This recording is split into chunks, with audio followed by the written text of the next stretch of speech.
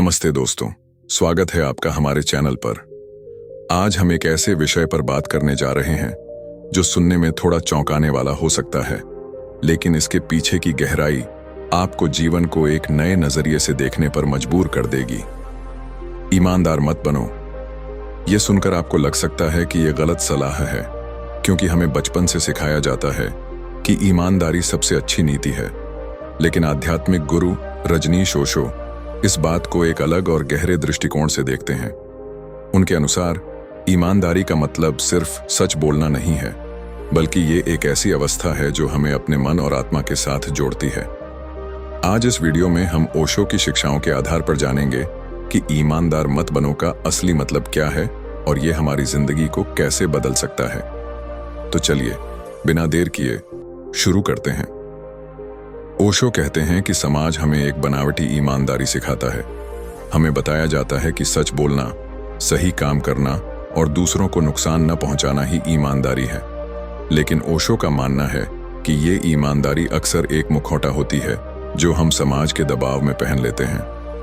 असली ईमानदारी वो नहीं जो समाज को दिखाने के लिए हो, बल्कि वो है जो आपके अपने मन और आत्मा के साथ सच्ची हो।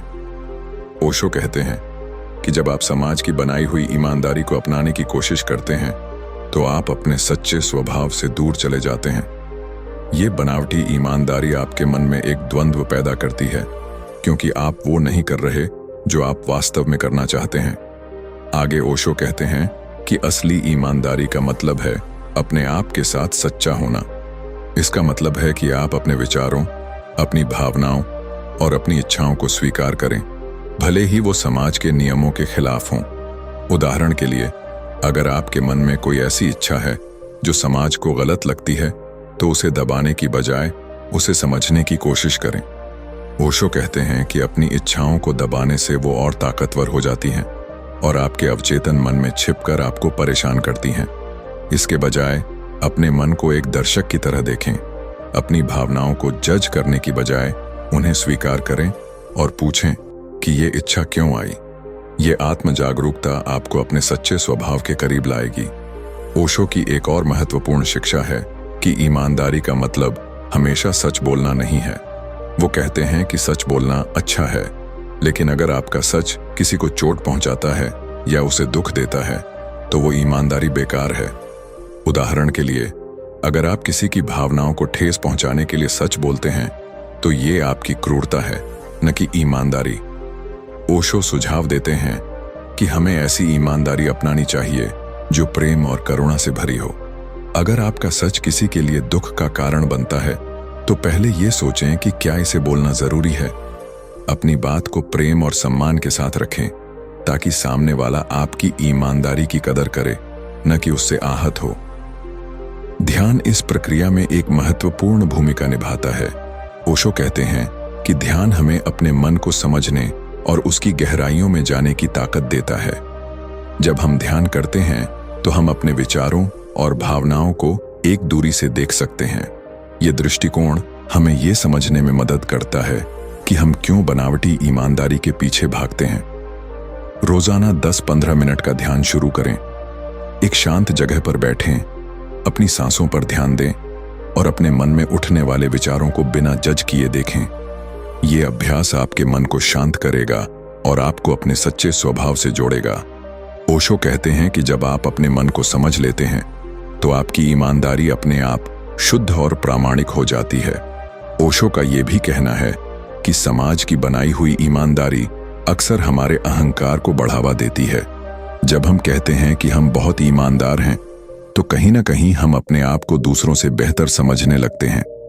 ये अहंकार हमें अपने सच्चे स्वभाव से दूर ले जाता है। ओशो सुझाव देते हैं कि हमें अपने अहंकार को छोड़ना चाहिए। अपने आप को वैसे ही स्वीकार करें जैसे आप हैं, अपनी कमियों और खूबियों के साथ।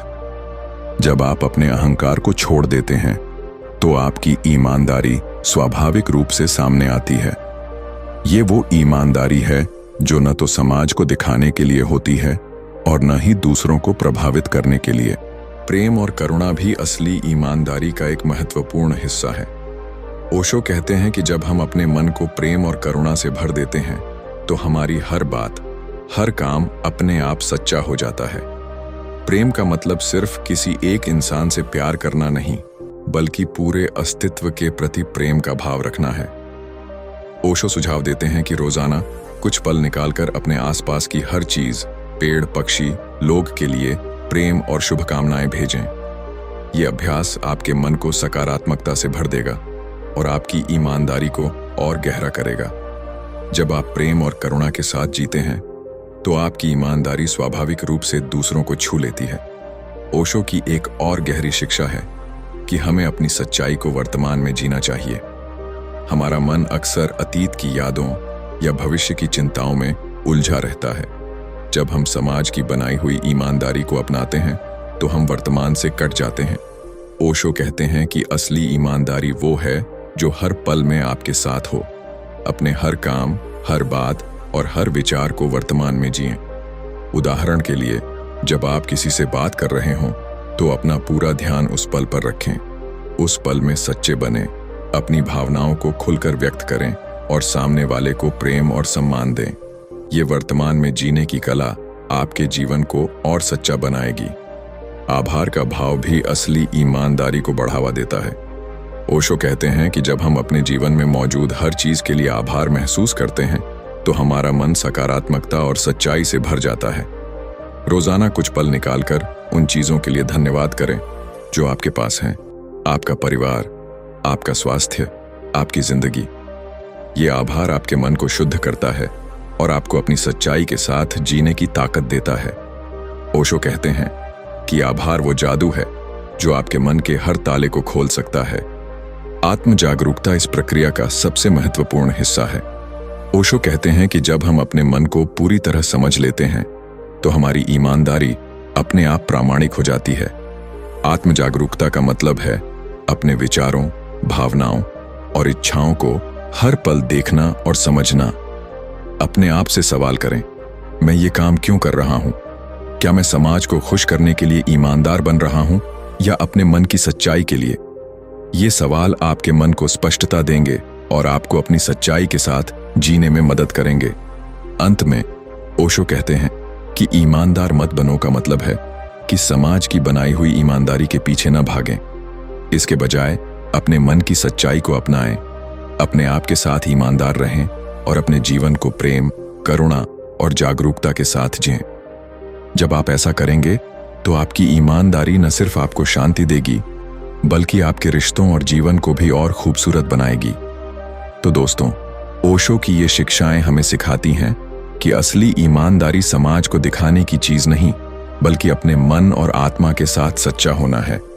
ध्यान, प्रेम, करुणा, आभार और आत्म जागरूकता के रास्ते पर चलकर हम अपने जीवन को और सच्चा और अर्थपूर्ण बना सकते हैं।